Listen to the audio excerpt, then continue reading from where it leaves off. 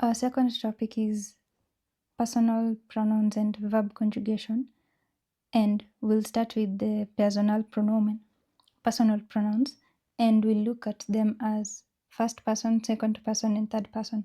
So in English, we have first person, I, we. In second person, you. And in third person, he, she, it, they. So in English, we have a total of 7, but in German, we have 9. So for first person in German, I, ich, we, wir. Second person, informal, singular, du, plural, ihr. And then formal is where it kind of now behaves like English. It doesn't change whether it's singular or plural. So both of them are sie. Now, in third person, we have er, sie, es. So he, she, it. And then they is sie. So we have a total of 3 z's. We'll differentiate them later. But for now, I want us to discuss something unique with the third person pronouns. So in German, every noun has a gender, and the gender isn't determined by biology or whether a thing is a human or non-human. So the way automatically when you think he, she, you know that this is a human, anything it is a non-human. So in German, the gender of a noun is mostly determined by the structure of the word or the group that it falls under. And a human can also be it, so it can fall in neutral, and objects can also be masculine and feminine. So there's the 3 genders: masculine, feminine, neutral. And when either of them are now in plural form, they fall into one group. We'll explain that in more detail later. So our focus is on the singular ones: he, she, it.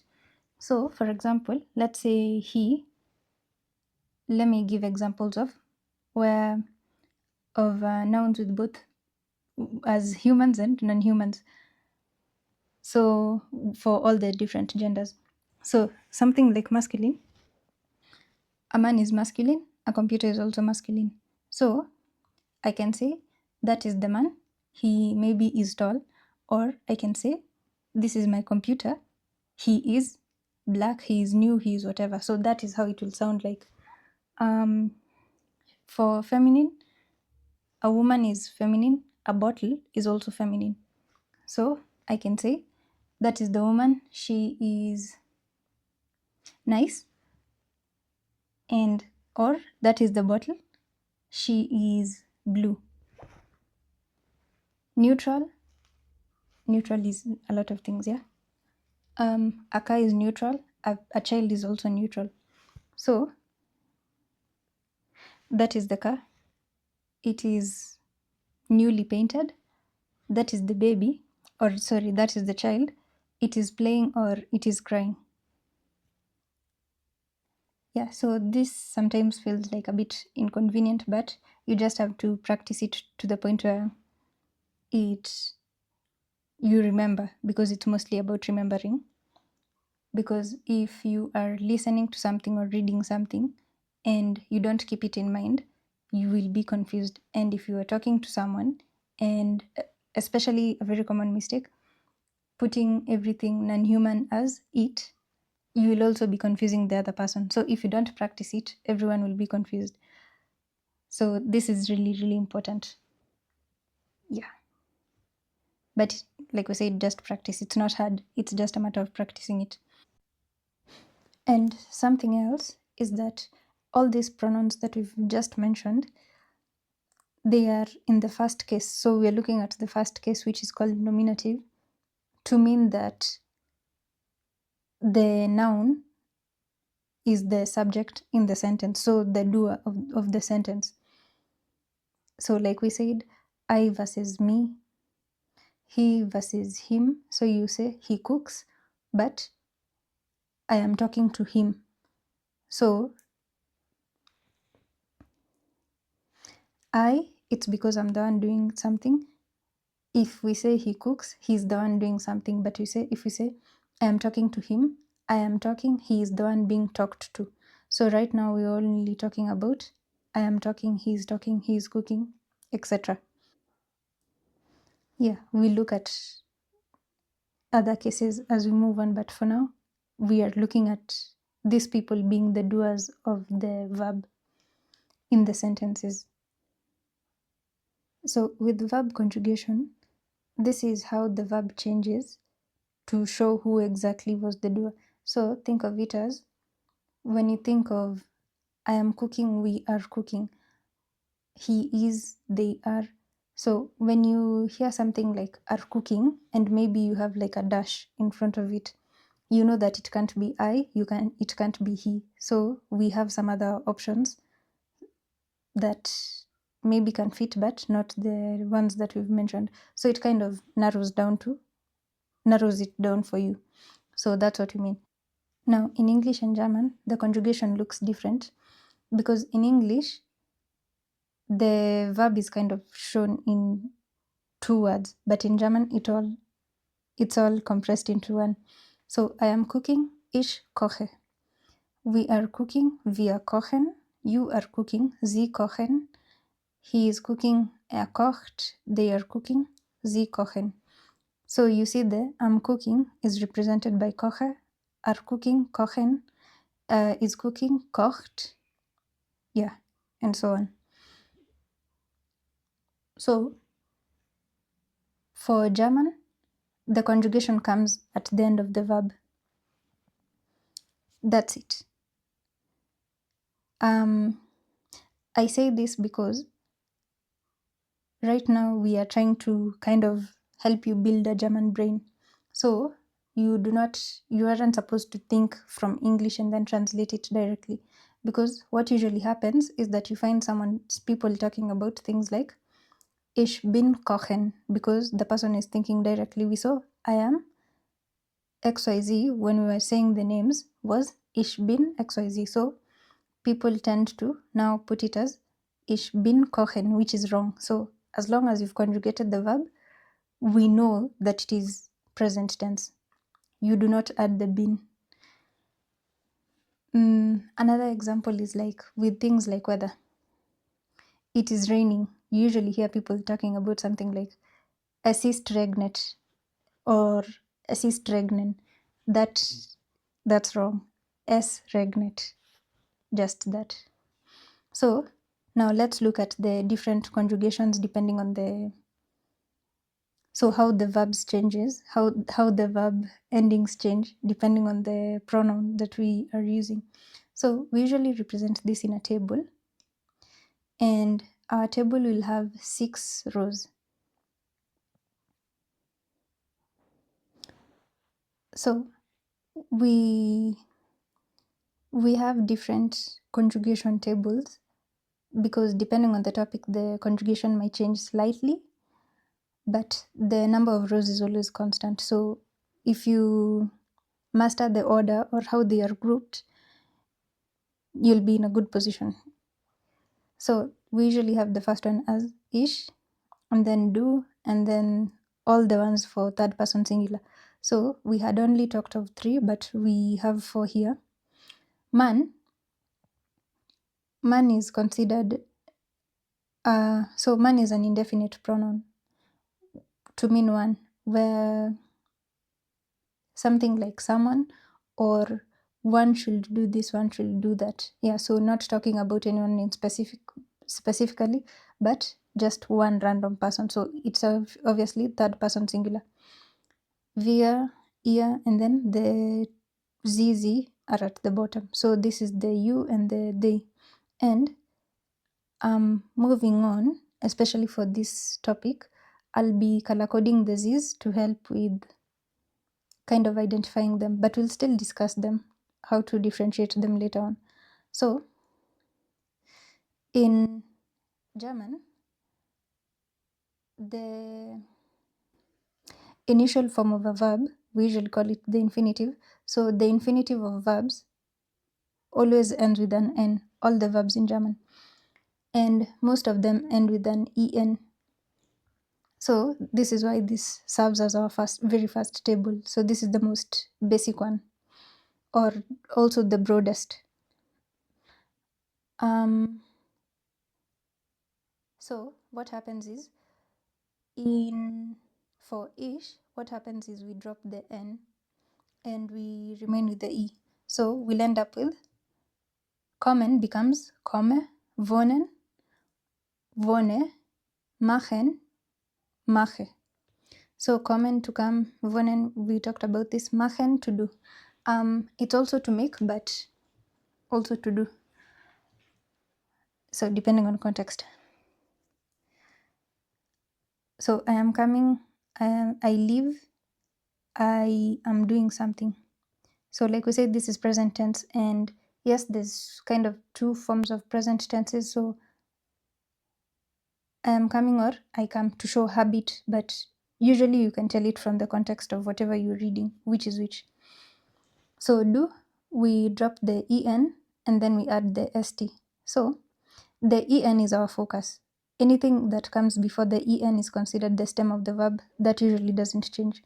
So in do, we drop the en and replace it with st instead. So do will be du kommst, du wohnst, du machst. In RZS, we will have, now it's closer to kommst, but we do not have the s, so we only replace it with t. So kommt or sie kommt, es kommt, whatever. And it behaves the same way with the conjugation of ihr. So ihr kommt. Now ish and do, usually their conjugations are unique to them only. So they will never share with any other pronoun. So if you hear something and maybe you didn't hear what was starting, but you had the verb was conjugated as kommst, you know automatically that the pronoun was do. If you hear kommt, you have a bit of a broader, you have a few more options to work with. Yeah. So moving forward, wohnen will become wohnt for both as, yes, and ihr, like we said. Machen will become macht for both of them.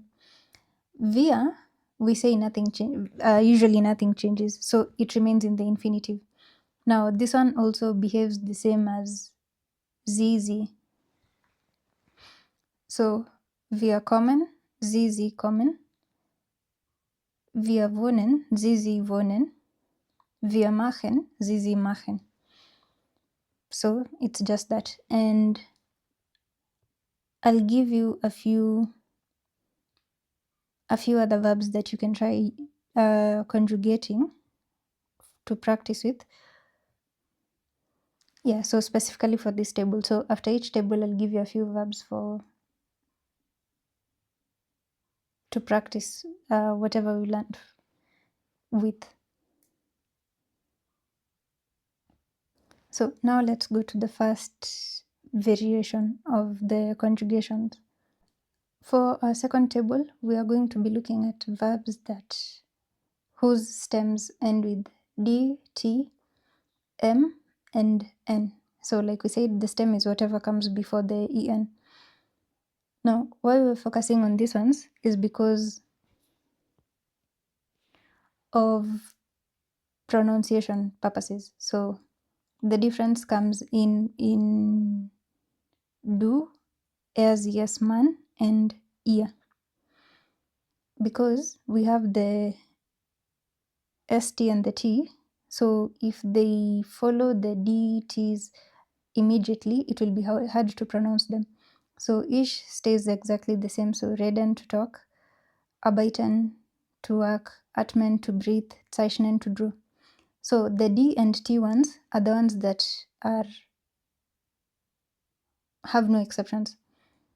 So all of them that take d and t, they have to retain the e when it comes to do and as, yes, man, ihr to help with the pronunciation. So du, ich rede, but du redest, as, yes, redet, ihr redet.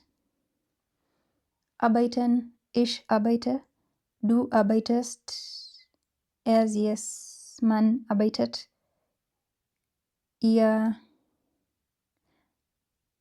arbeitet.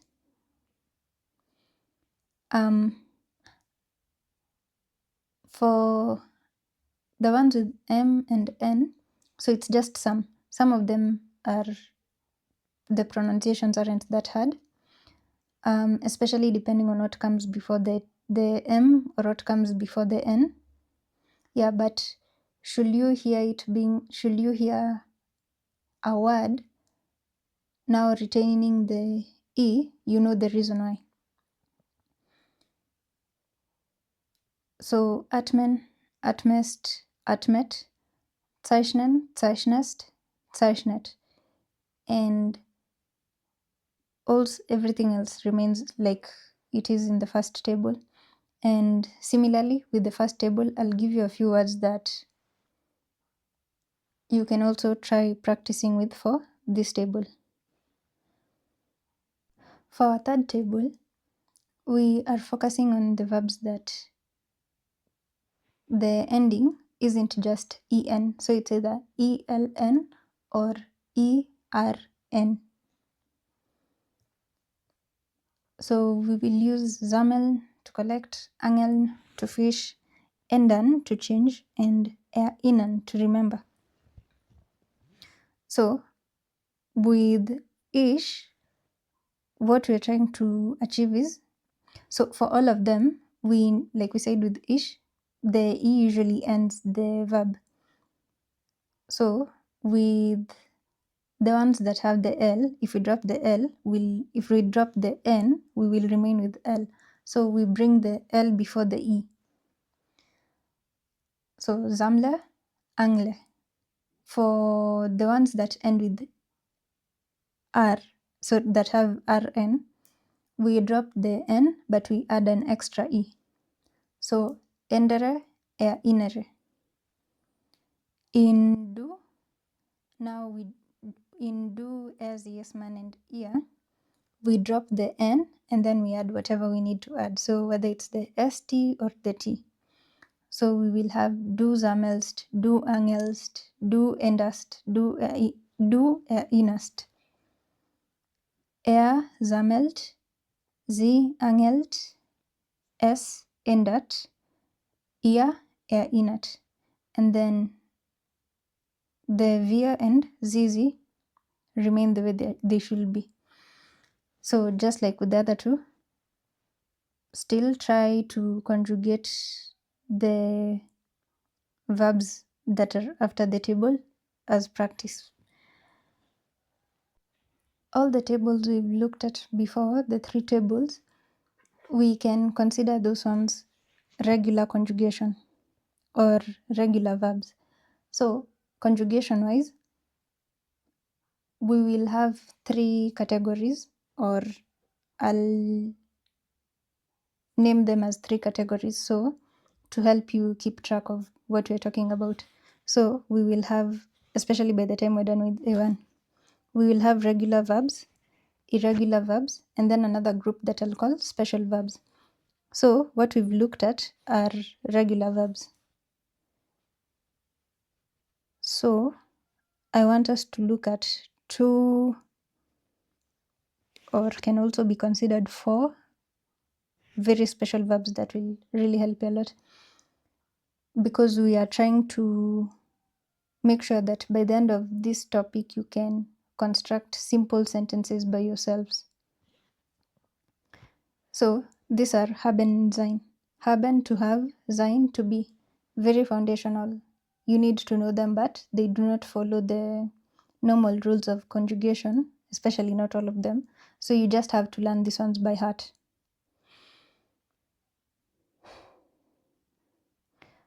So I chose to have them as in both the present and past tense, because sometimes you'll be curious to also use past tense, and it's not really that hard. As long as you note it down and practice it, it's not that hard. Okay, so we have sein, to be, and its past tense, waren, was. So ish, we saw it as been. Now these ones are sein, nothing behaves the way you expect it to behave. So just note them down, cram them, sing them like a song until you remember. So ich bin, du bist, sie, es, man, ist, wir sind, ihr seid, sie sind.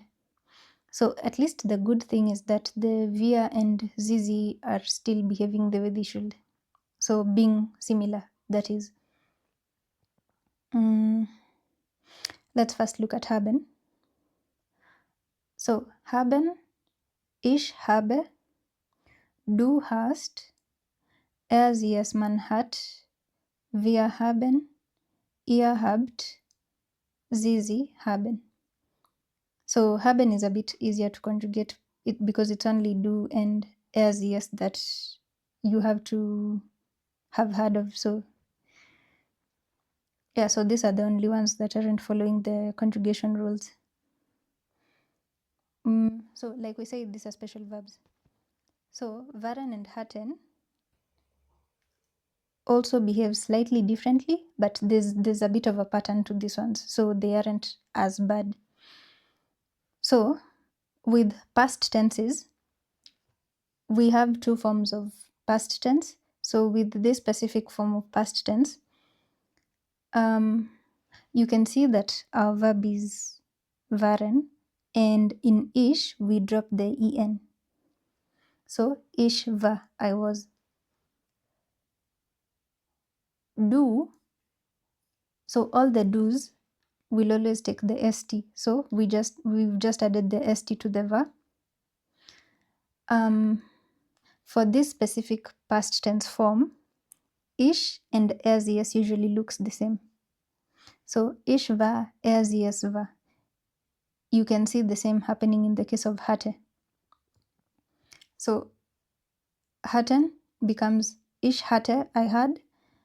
Du hattest, because also like we said, because of the T we're retaining the E. So du hattest and yes hatte, just like ich. Wir, sie, behaving perfectly like we saw in the regular verbs. So remained the same, waren, hatten.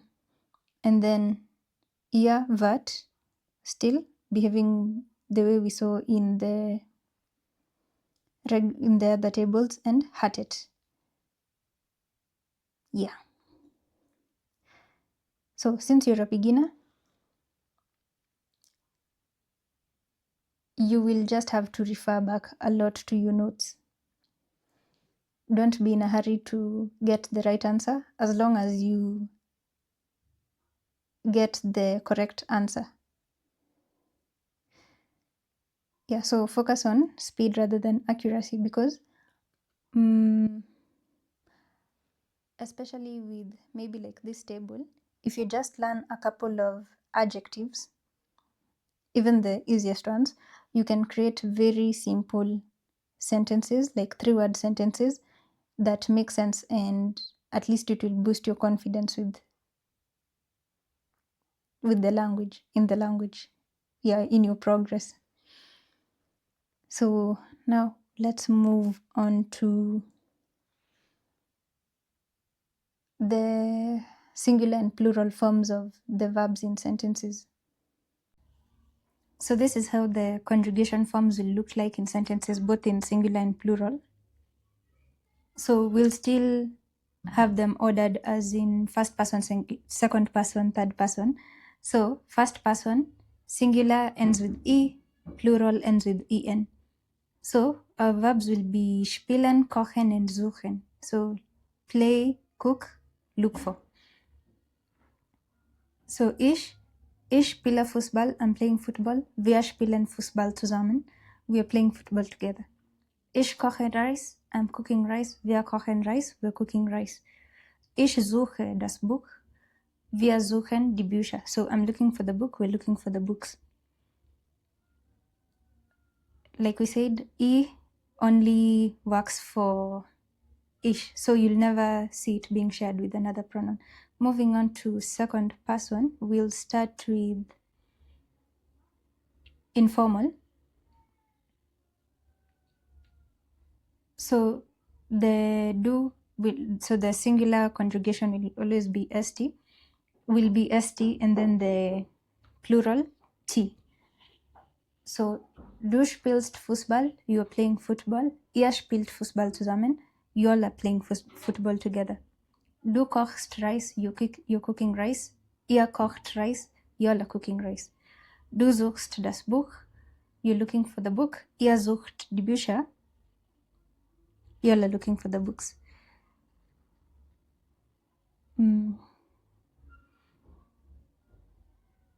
For second person formal, now this is where you usually have no difference.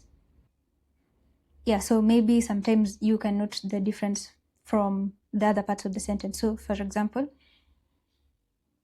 Sie spielen Fußball, you're playing football. Sie spielen Fußball zusammen, you are playing football together. Sie kochen Reis, you're cooking rice. Sie kochen Reis, you're also cooking rice. So this one is done that we say it behaves like the English you. So you don't know whether it's one person being spoken to or multiple. Sie lesen das Buch, you're reading the book. Sie lesen die Bücher, you're reading the book. The books, sorry. And then finally for third person, so we have the T, singular conjugation form, and then plural en. So spielt Fußball, he's playing football. Sie spielen Fußball zusammen, they're playing football together. Sie kocht Reis, she's cooking rice. Sie kochen Reis, they are cooking rice. Es sucht das Buch, it's looking for the book. Sie suchen die Bücher, they are looking for the books. So you can try doing the same exercise with more verbs, maybe like the ones we covered in the conjugation tables, so that you are able to quickly remember which conjugation ending ends with which pronoun. Now when you have it in a sentence. Yeah, so now our next section will be about how to differentiate the three Z's, because now we've seen them in sentences, but let's look at them now where they are all together and you need to differentiate them. So with differentiating the three Z's,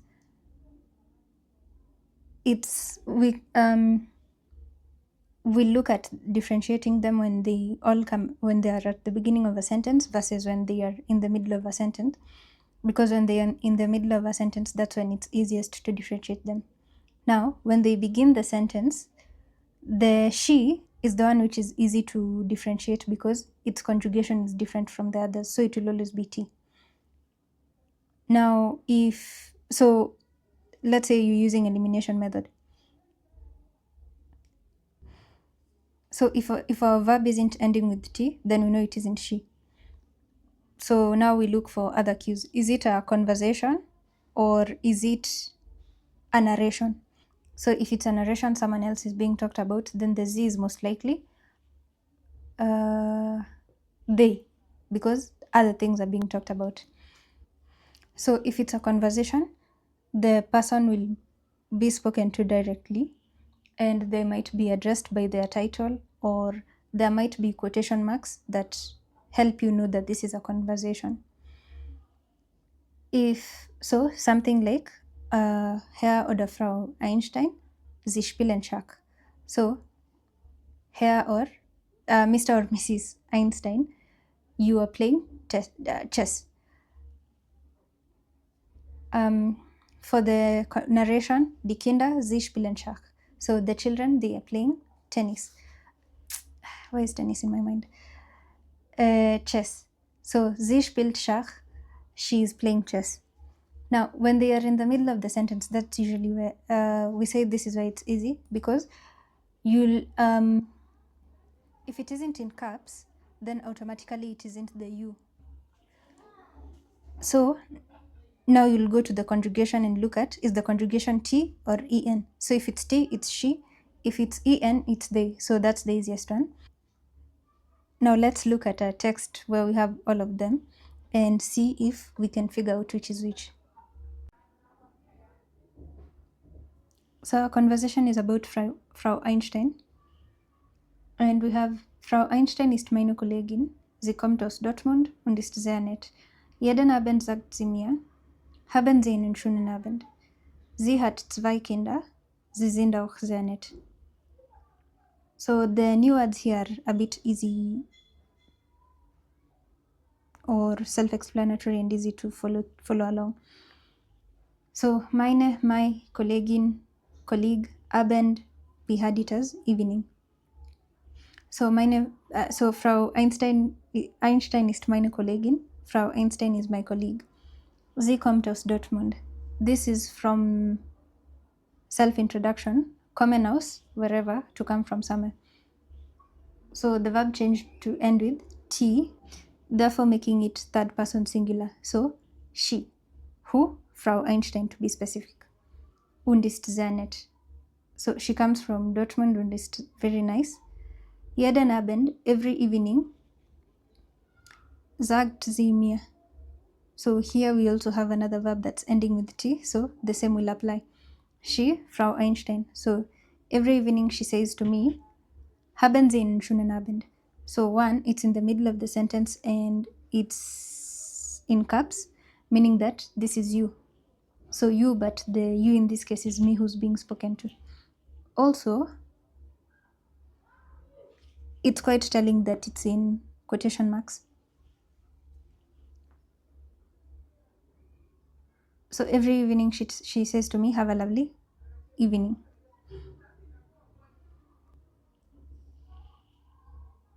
And then going back to the narration, sie hat 2 Kinder. So hat came from haben, third person singular. So she, going back to Frau Einstein, sie sind auch sehr nett. We've had 2 versions of the same sentence. Sie ist sehr nett and sie sind auch sehr nett. So in the first one it was, she is very nice. So we know that this definitely isn't singular. And since it's still part of the narration, this is third person. So third person plural in this case, they, the children to be specific. So I hope this helps to make sense of how to differentiate them. It's only that. So if you find a text, you can try practicing with it